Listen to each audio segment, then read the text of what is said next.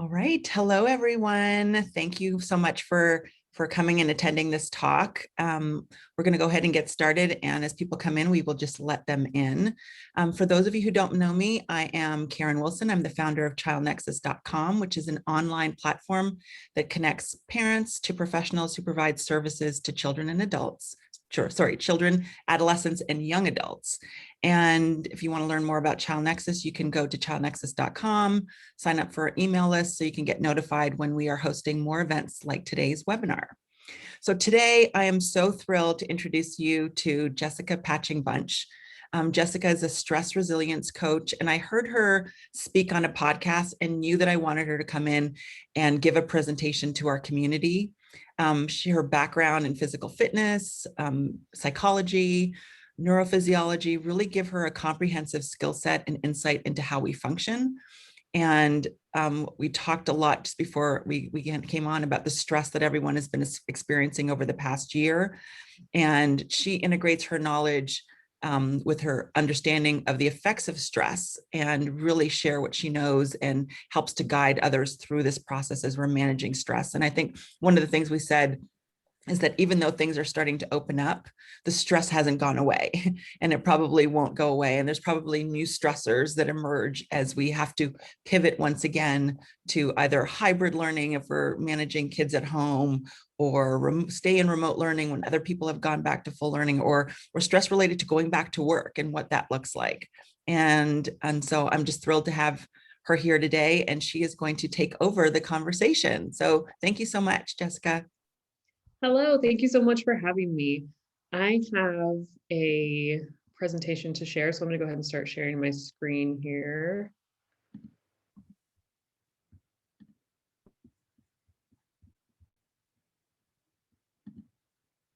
All right, so today we're talking about, just like Dr. Karen said, stress awareness and being able to identify what it is and then what we can actually do about it, because we are in a time, and I hear this so much, and so I don't love this phrase, but we are in a time of unprecedented stress and uncertainty in the world around us. And so knowing how to identify kind of what is stress and how we can be our participants in our own management of that is just essential to making it through some of these things. So I just want to say thank you for being here. Welcome to everyone who joins and sees this later. Some things I want you to think about are, if you are feeling frequently lost, exhausted, forgetful, easily frustrated, or it's hard for you just to kind of calm your racing thoughts or worries, you may be stuck in kind of a stress cycle. And we're going to talk more about what that actually means. And I know that this year has been especially stressful for most of us, again, with that uncertainty and increased adversity that we are learning to navigate. So if you kind of nodded yes to yourself or answered yes to any of those questions, I want you to know that you're in the right place here. We're going to talk about what we can do, and you're not alone. I think that is a big one that we have to recognize, is that there's not necessarily something wrong with you. It's just how we function as humans. And so we're going to kind of get into that as well. So stress is a natural and necessary part of life, but again, knowing what it is and how to manage help us to better navigate our mental and physical well-being. And so today we are going to learn where to start making these changes, as well as what stress actually is. Oh, there we go. What stress actually is from the standpoint of your nervous system, how your mental and physical health are one and the same. They are inextricably linked. And then what steps you can actually take to create more balance and control for yourself in your day-to-day. So, like Dr. Karen said, she gave me a lovely introduction, but I am Jessica. Patching Bunch is long, so a lot of people just call me JPB. Um, so I want you to think about any questions that you come up while we're going through the presentation, and we're going to have a chance for you to get some one-on-one time with me, so this process doesn't have to end when the presentation ends today. So think about any thoughts, comments, questions, concerns that you have, and hold on to those.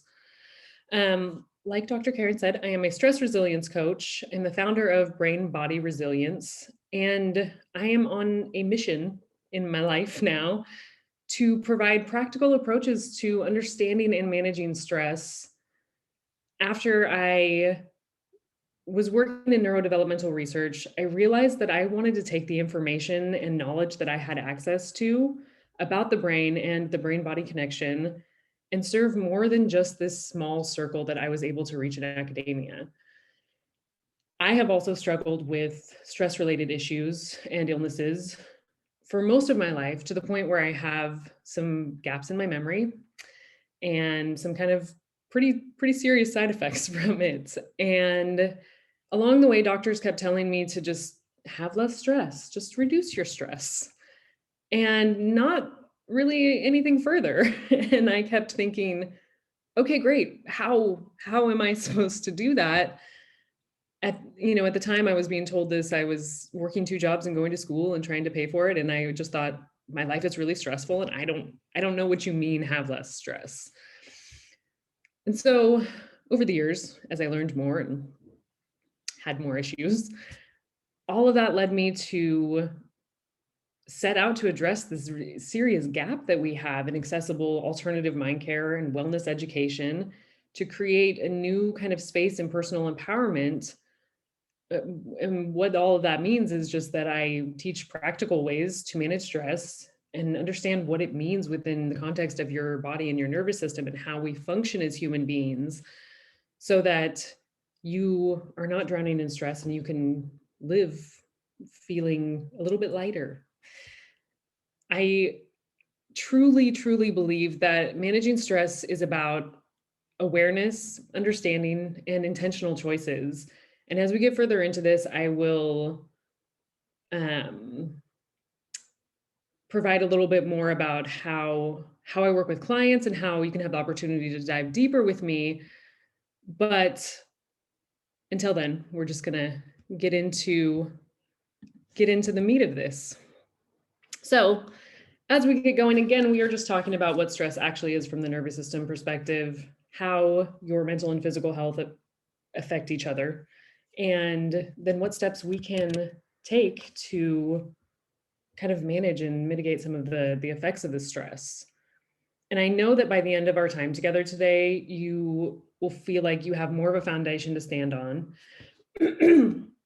Excuse me. The first steps in learning how to manage the stress is just to know more about what it actually is. I really believe that if we have a better understanding of what this thing is, we will have an easier time managing it. And so, what is stress? What does it mean to understand stress from a scientific perspective? It means that you no longer have to blame yourself for things that are a natural part of just being human. And it means that you don't have to live engulfed in your stress and anxiety and overwhelm. It means that you will be able to recognize the signs of burnout before you get all the way into it, so that you can do something about it.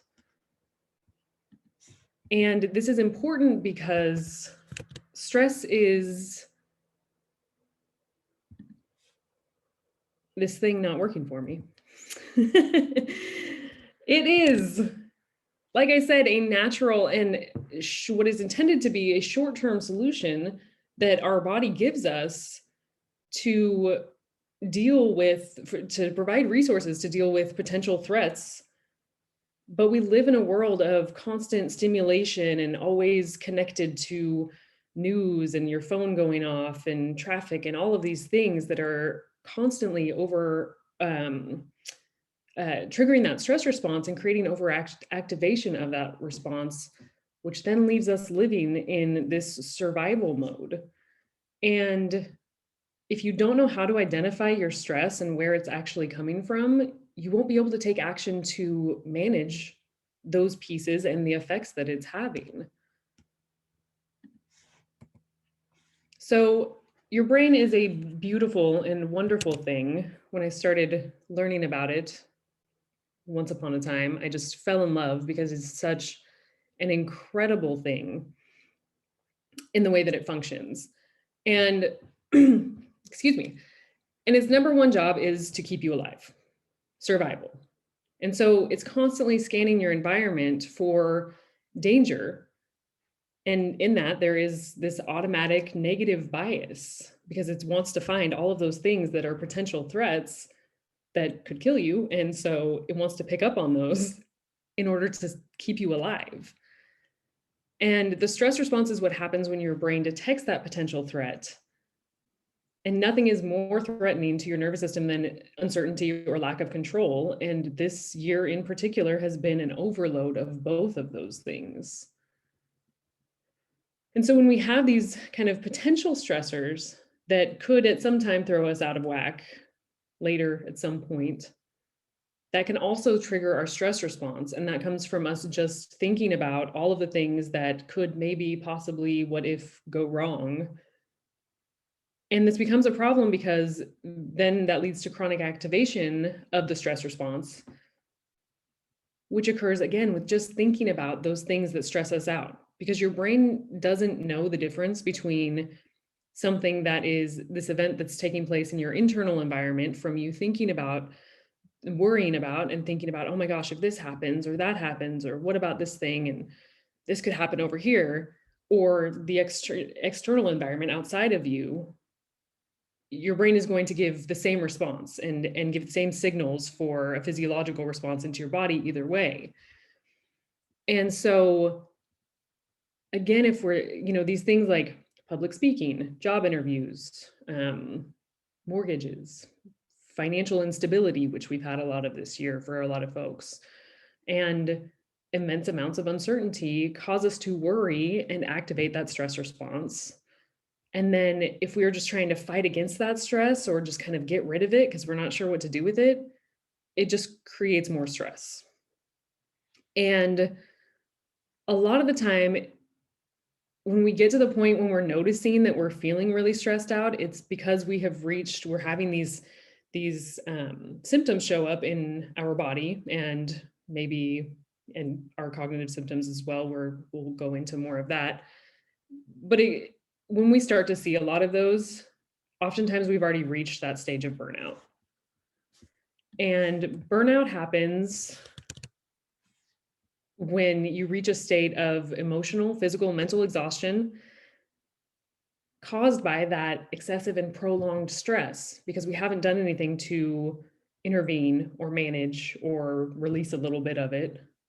And so it just builds up and builds up until the point where we are literally burning up our resources.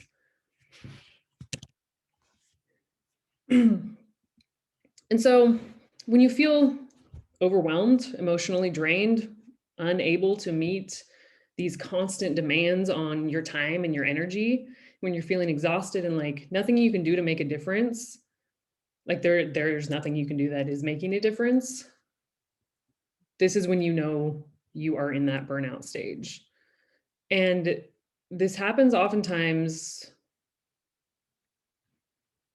When this happens, the kind of emotional part of the brain, which is some of the limbic system and other kind of emotional control centers, kind of hijacks control from the thinking part of your brain, which is more the frontal lobe that takes care of things like how you manage yourself, your thinking, your decision making, your self-control and memory, all of these things that you need to function in your day.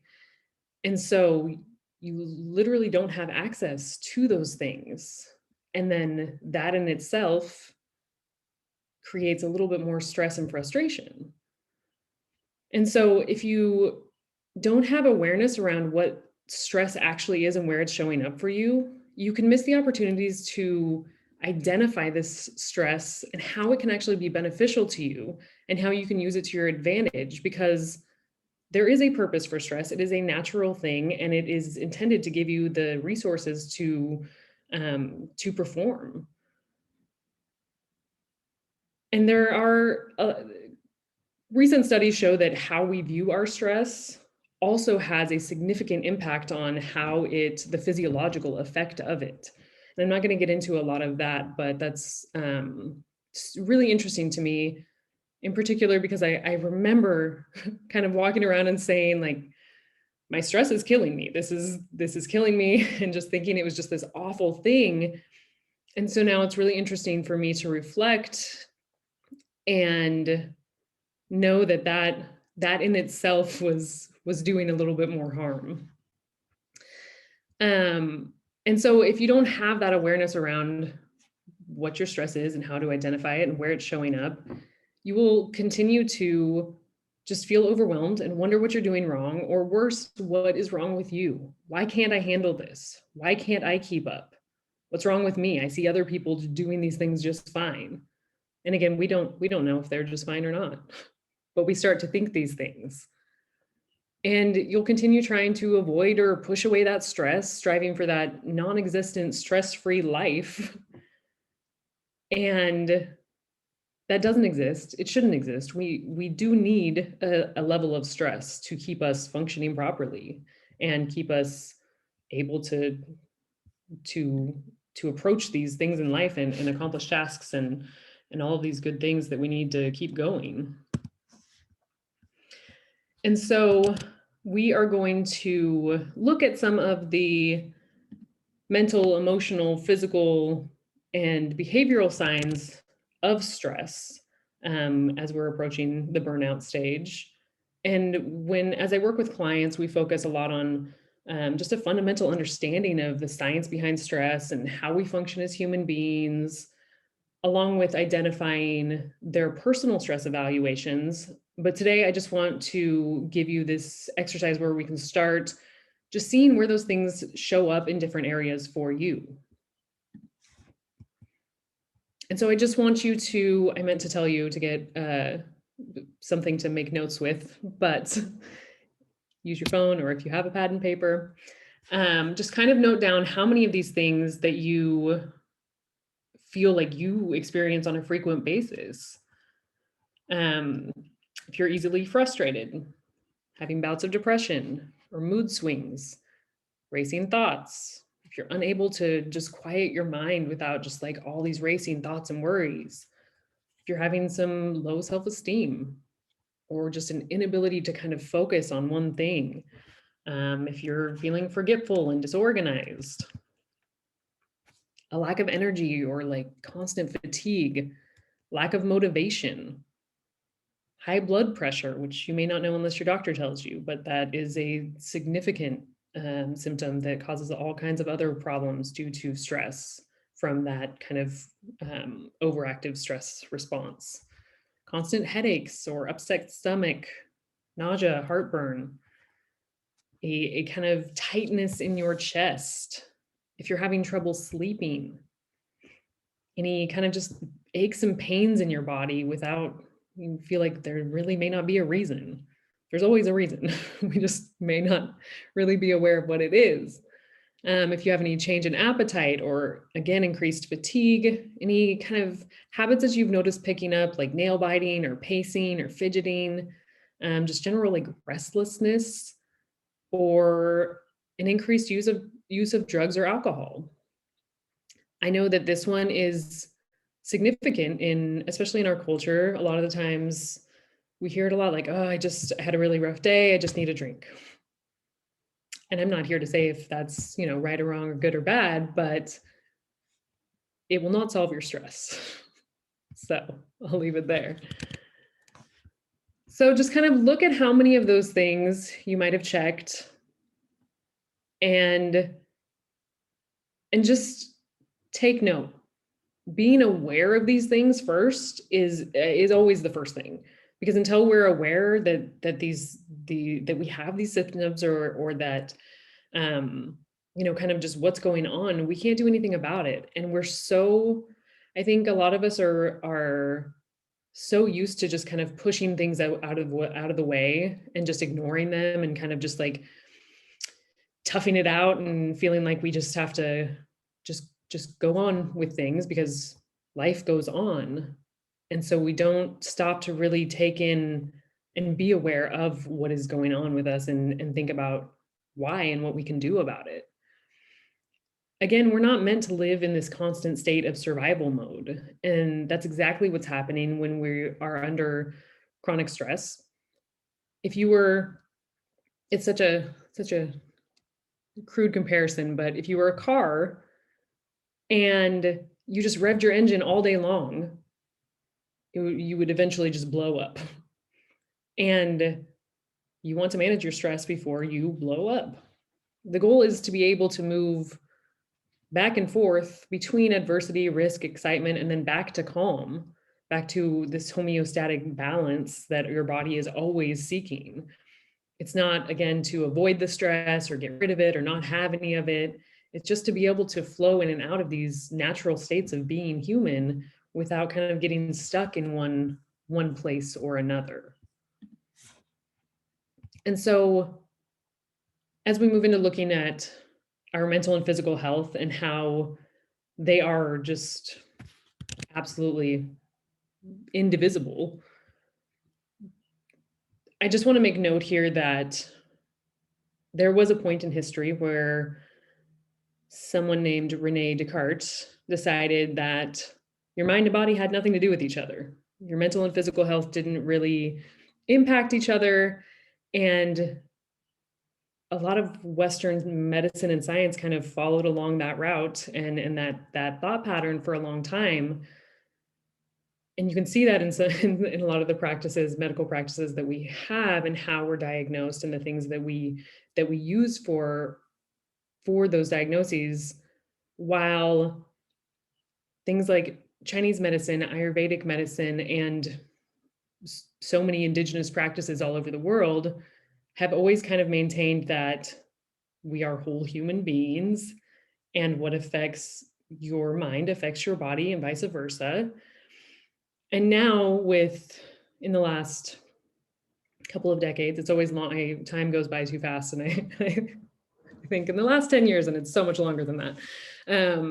But with, modern technology in science and research and medicine, with neuroimaging and things like this, we are able to see kind of definitively that when you have these kind of mental processes, there is a reaction in your body, and again, back and forth that way. And so it's kind of some further proof that is a real thing. And what this means is that mind body balance is essential for coping with those daily stressors.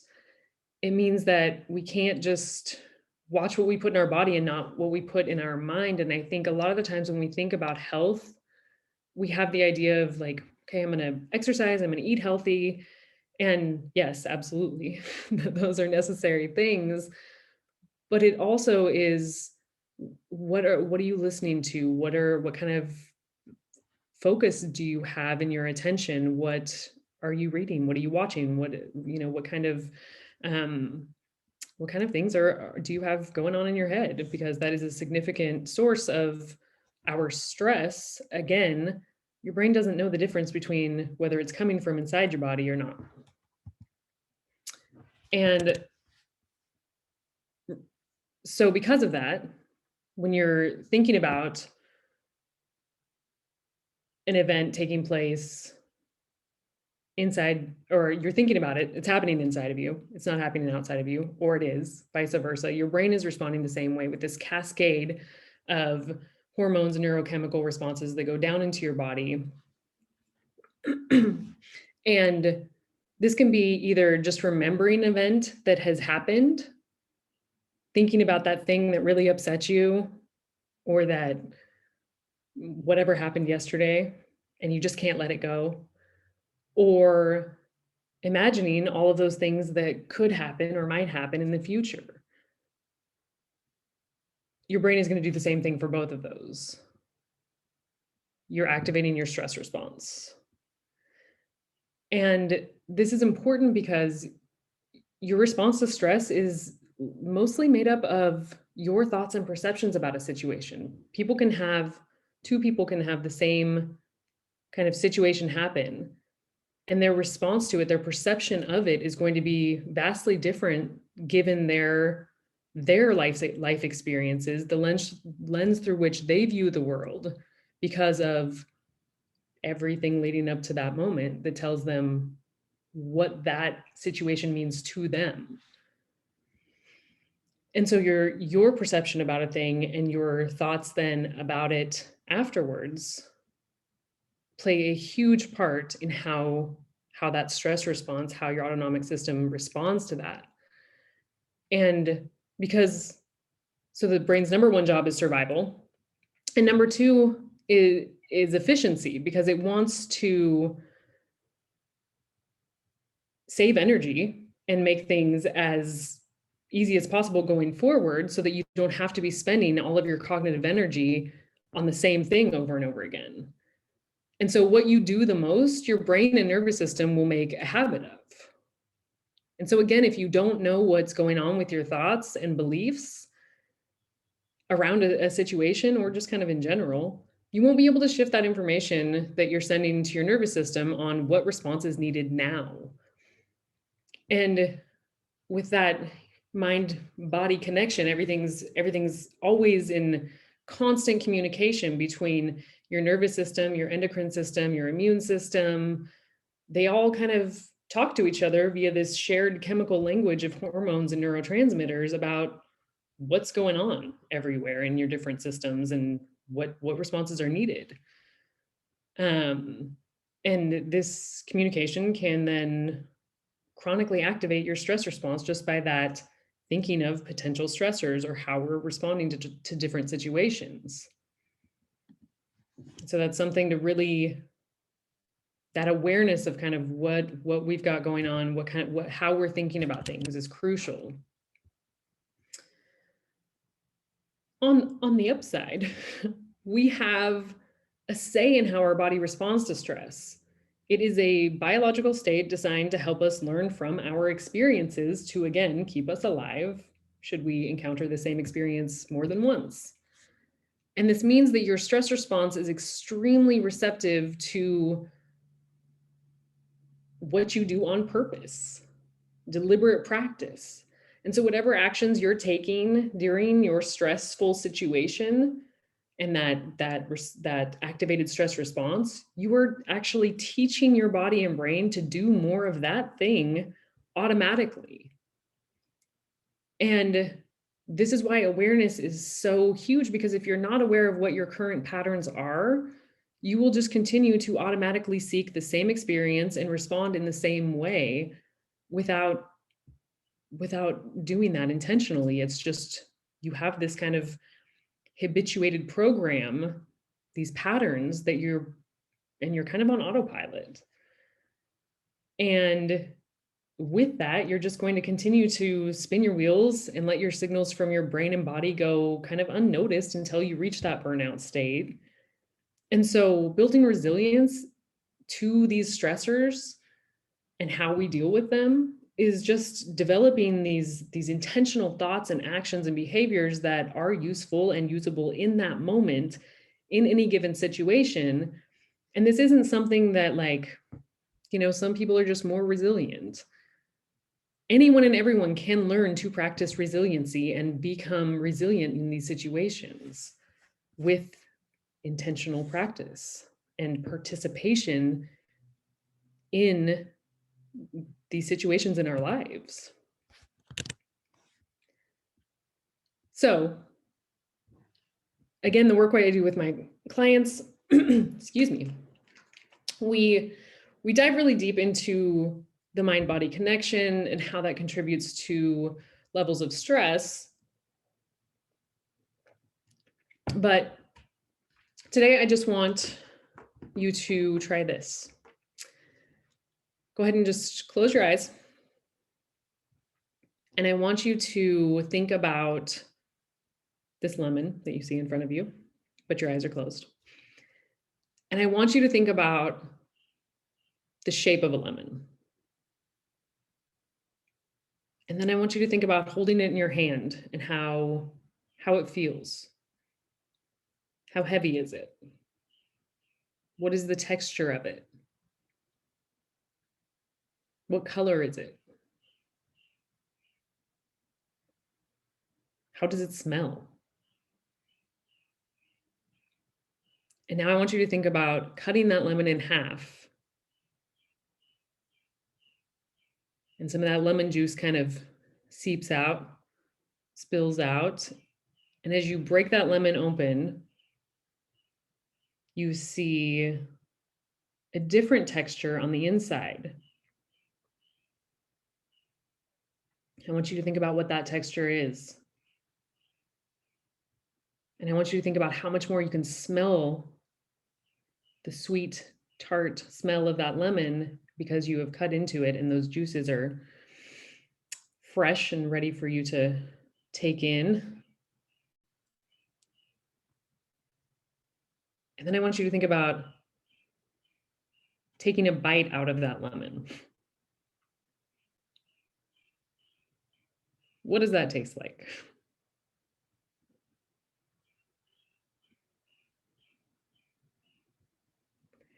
So you can open your eyes and go ahead and look at the lemon in case you want to double check what you were imagining.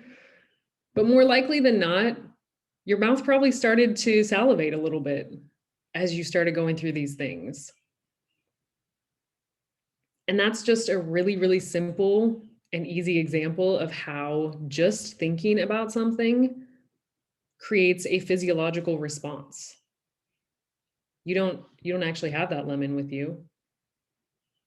And I know the couple of times that I have prepared for this talk and gone over this, and I get to this part and my mouth starts watering every time. And I am always kind of amazed because I know what's coming. And so this is just, I just want to demonstrate how powerful this is. Something just as simple and silly as this. So when we're thinking about all of these other things in our life that have much more of a significant impact on us, they have an impact on how our physiology, we are giving information to our brain and body about what to do and how to kind of focus efforts in our systems. So with all of that, I try not to, I don't want it to be all doom and gloom, but stress is it is a significant problem that we face. There was a study published back in 2013 saying that 70 to 90% of primary care physicians' daily visits were due to stress-related illnesses. And Dr. Karen and I were just talking before we started this morning about how significantly stress rates have risen over the last year, again, with that increase in uncertainty and increase in adversity. And so we have to be able to address these things. But, there is a positive note, but wait, stress can be managed and healed from even when, and especially when it seems hopeless. Because when we get to this point of extreme burnout and we just feel like we don't know what to do, or we just kind of don't know where to start, any little step that we're taking is going to have an impact. It is going to be helpful. And so what does it mean to manage and heal from stress? It means that you no longer have to build up that stress and tension to the point of that burnout. It means that you have the ability to take action and participate in your mental and physical wellness by creating these a nervous system hygiene practice. I heard that somewhere and I just fell in love with that term because we need to have a hygiene practice for our nervous system, just like we do our oral hygiene. We brush our teeth for a couple minutes daily, and that helps maintain, teeth in our mouth. And it's kind of the same thought. If you 2 minutes every day it may not seem significant that we're brushing our teeth, but if we just spent like an hour every couple of weeks brushing our teeth, it definitely wouldn't have the same effect. And so it's about consistency. It's about these little tools that we have on a consistent basis.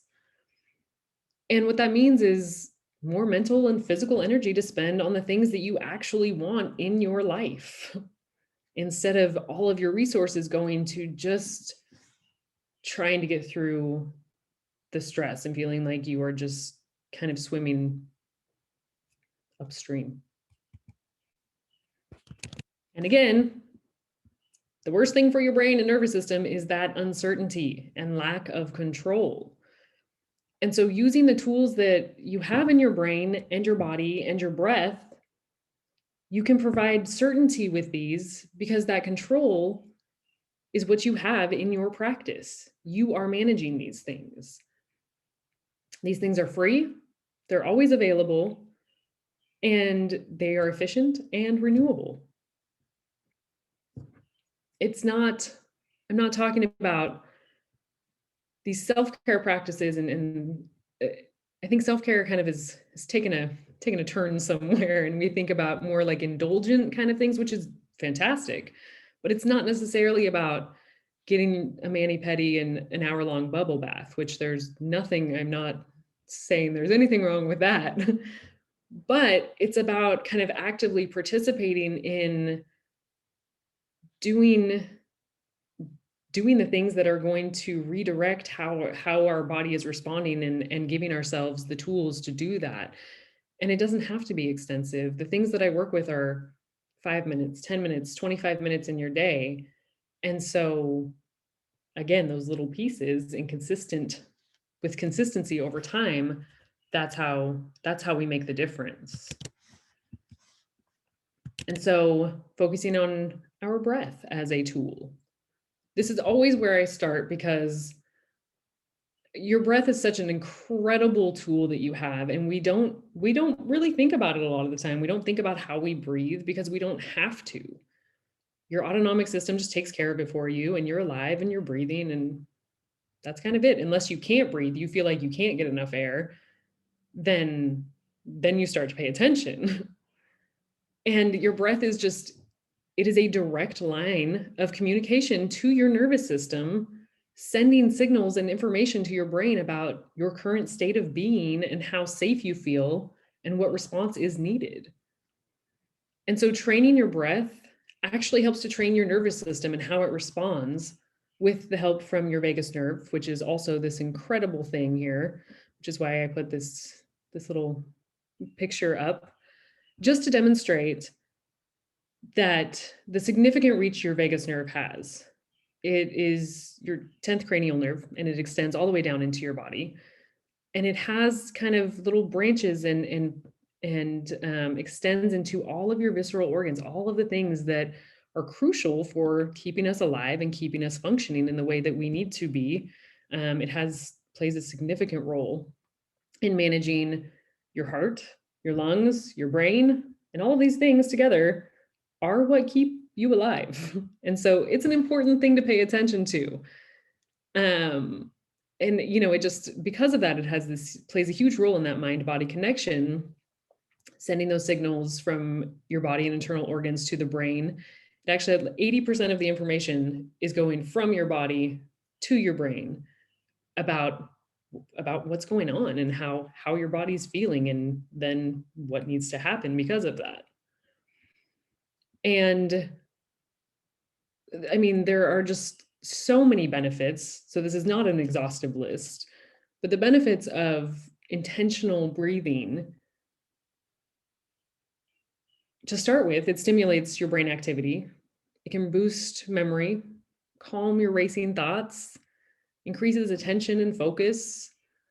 And I think very significantly, it just increases the availability of the oxygen that is being delivered to your brain and to your body, giving you general, just a heightened level of alertness and energy.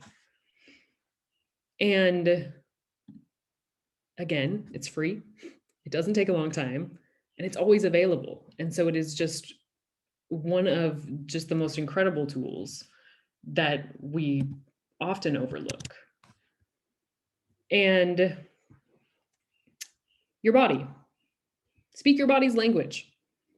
That's why it's called body language. Your body doesn't know what traffic or money or worries are. It knows what movement is.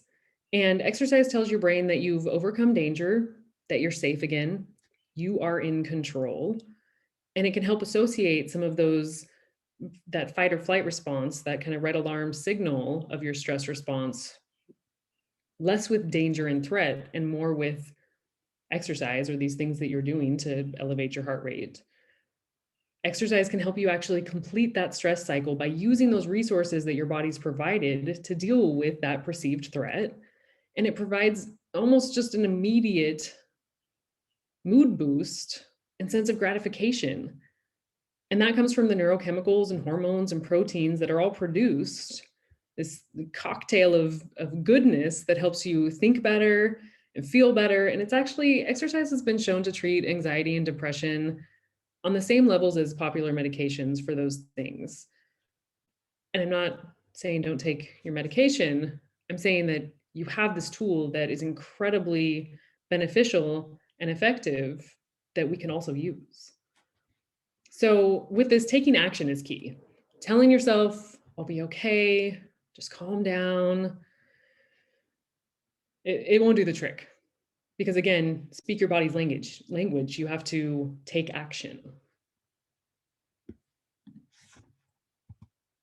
And then number 3, your brain has this beautiful thing called neuroplasticity, which is just your brain's ability to make new connections and reconnect in different ways, which help with every experience that you have. You are growing new connections. You have the chance to do this. We used to think that your brain just kind of stopped growing and what you had that was it. And we know that's not true anymore.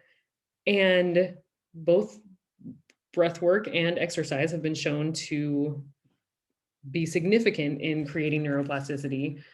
And that's how your brain adapts and changes along the way with all of the information that you provide through these experiences and the things that you're learning. Your brain just works with the information that you give it. And so we have to consider what information we're giving it. And there's one thing, I mean, it was hard for me to narrow this down, but I want to focus on one thing here. And that is giving yourself experiences that bring you joy. And this is because pleasure is an essential piece in this puzzle for proper brain function. And we need to treat activities that are done simply for pleasure with the same importance as just going to work or brushing your teeth or taking a shower or any of those things. And we don't a lot of the time. We brush it aside because we don't have time. It's not that important. There are other people to take care of. You have work, we tend to put ourselves last. And I know we've all heard the fill up your cup so you have something to pour out, but that is very, very real. And when we are kind of filling up this pleasure piggy bank with rewarding experiences, it helps us to buffer from that stress threshold that we all have. And to do this, we have to actively seek out those things that give us pleasure in our day. Laughter, mindfulness, forming habits with these things, listening to our favorite music, finding gratitude. There's always something to be grateful for if nothing more than you are still breathing. And some days when it's hard to find something, that's a good one to go to. And again, we just have, I think, just such a habit. I think we're told that it's selfish to focus on ourselves. And so we push these things aside for those more important things.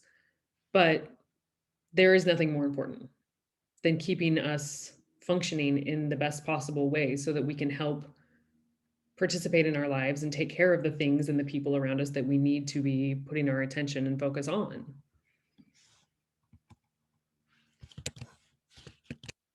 So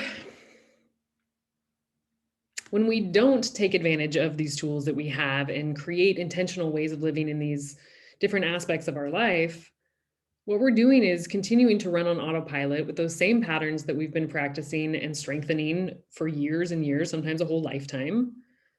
And then you will continue to overlook those simple and practical tools that you have available in every moment. And then your stress will build up in your body and create anxiety, depression, chronic fatigue, that high blood pressure, digestive issues, and all of those other symptoms that present as this dis-ease in your body. And that's not the direction we want to go in, which is why we're here today. So again, when I'm working with folks, we really get into these kind of personalized intentional exercises and breath work, different types of breath work, and creating these new habits that create more balance and less stress. But right now, I want to be mindful of time. So we're just going to take 2 minutes. And I want you to go ahead and close your eyes and just pay attention to your breath. And I think the first time I heard that, I really questioned, like, what does that mean? But if you notice when you breathe in, we tend to be able to notice that most in 4 different places. As the air enters your nostrils, as it hits the back of your throat, and then as it goes down into your chest and into your abdomen. So just noticing those points as you're breathing and kind of making those breaths a little bit deeper. And by deep, I don't mean big. I don't mean filling your lungs with air. I mean taking the breath that you take in all the way down into your diaphragm and letting that expand.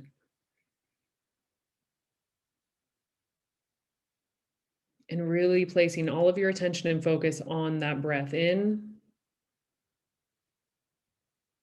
and out. And your mind is going to wander. Things are going to come in and try and steal your attention. That's fine. When you notice that has happened, just bring your breath or your focus back to your breath, where you feel it in those 4 points of your body.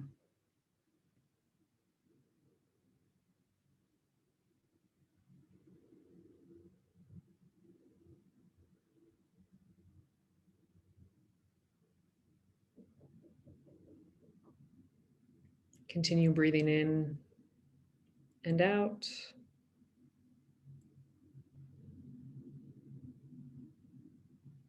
And most times as we start these things, our breath will naturally slow down a little bit. Notice those things. Really pay attention to how your breath is coming in and out of your body.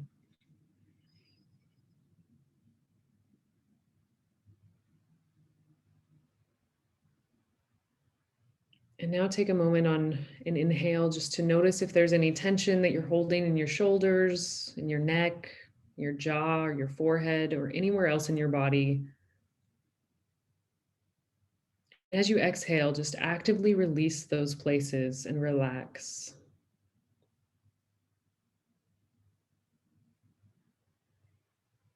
And we'll do that same thing one more time. As you inhale, notice where any tension is. And as you exhale, actively release those places.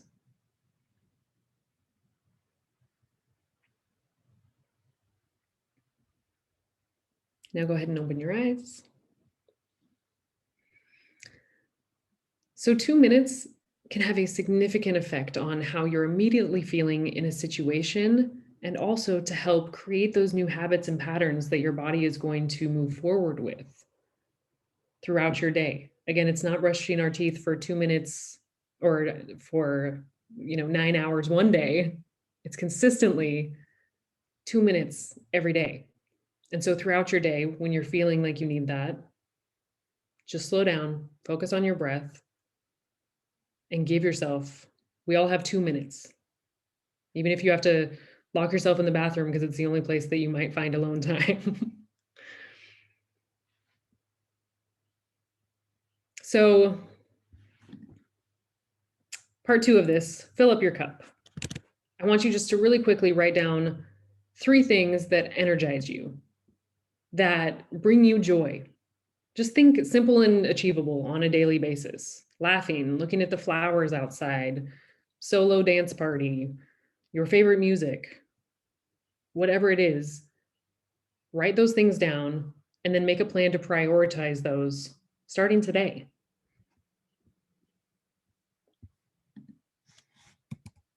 Okay, closing the circle, we'll wrap this up. What we've learned is that stress is a reaction to your body, or a reaction your body has, rather, to a change in your environment. It is natural and normal, and it's actually meant to help us adapt to our environment and deal with potential danger. It is something that we need. We just need to know how to manage it and work with it. And we start seeing problems arise when the system that's meant for emergency resources only is activated all the time for long periods. And this is where that burnout comes from. You're literally burning out all of these resources all the time. And so again, removing all of this stress and not having, the stress-free life, this is not the goal. It's to use it and create a better relationship with it. Because that stress-free life doesn't exist. It shouldn't. We just have to understand what it is better, understand how we can manage it better, and then take action to do so. And that means participating in your daily life, because wellness is actually a state of action. It's not just a state of being. We have to take action to move through those constant cycles of just being human. And again, that goal is to move back and forth between adversity, risk, excitement, all of these different stages, and then back to calm. And number one here that I want you to take away is that you have the tools you need in your brain, in your body, in your breath to do these things, to participate in managing these systems, readily available to you. And so I want you to take just a moment while all of this is fresh and think about or write down what it is that you're taking away from this conversation today and what will be possible if you take this into your daily life. So I'm going to give you just a minute or so to do that, and then we'll move on. But while it's fresh, I really want you to think about what this means to you.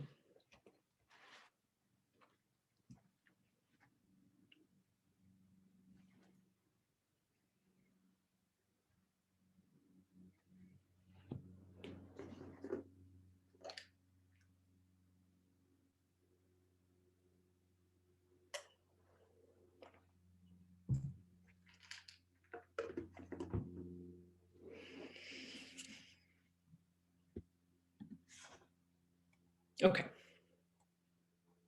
I'm gonna move on. Please continue noting if you have other things. But I want to make sure you know how to get a hold of me. And right now you are probably feeling energized and kind of ready to make some shifts and in how you manage your daily stressors and learning more about that. But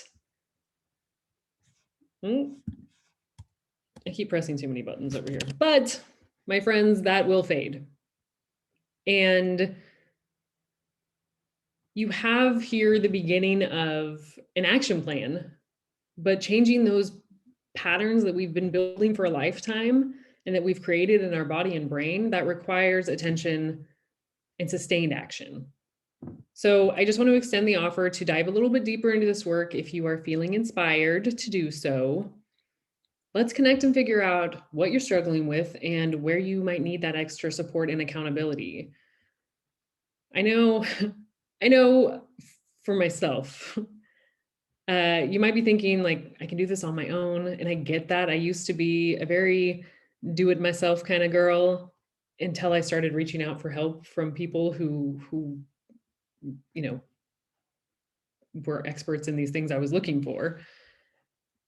And it makes such a huge difference. I used to tell myself these stories that I should just be able to do everything on my own and that asking for help was weak. And that's kind of something that I learned.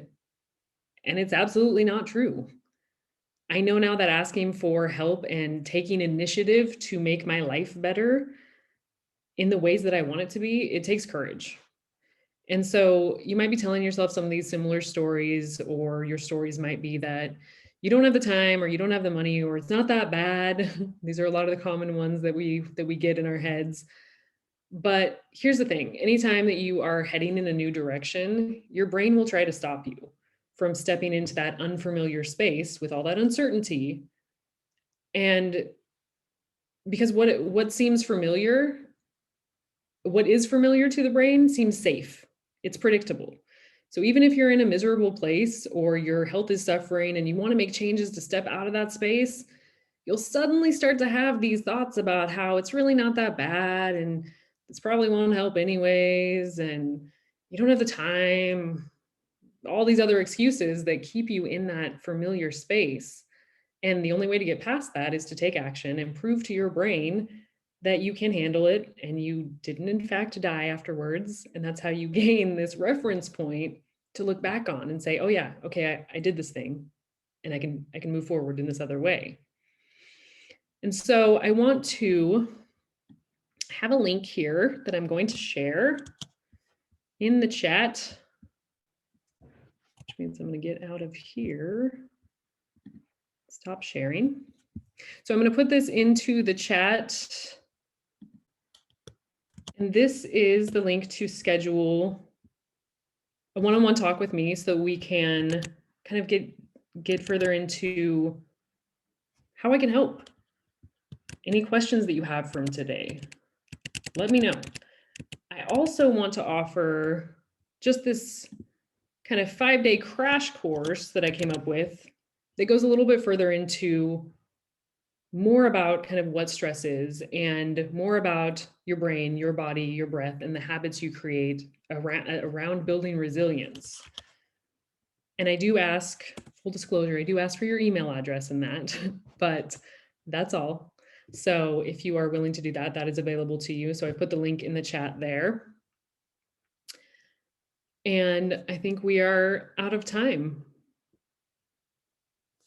We are. Jessica, that was incredible. That was such great information. And I can't even highlight one takeaway because there were so many. And, I think when you use the analogy of the toothbrush and how we have this habit of brushing our teeth every day and we don't even think about it, yet, we don't spend the time to do some of these other things that could enhance our mental health and our cognitive performance and reduce our responses to stress.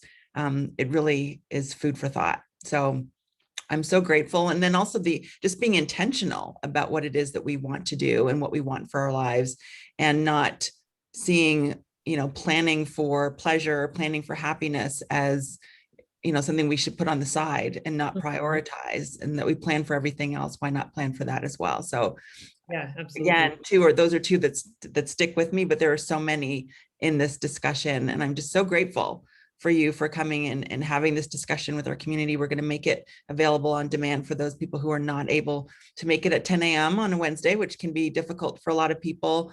And I'll also put it out, a link to your crash course and how to get in touch with you afterward. Because I know that after listening to this, I think people are probably going to have to go through it again because there's such great information, and then follow up with you in terms of next steps. So thank you so much for your time and for the insight and for all the information that you shared.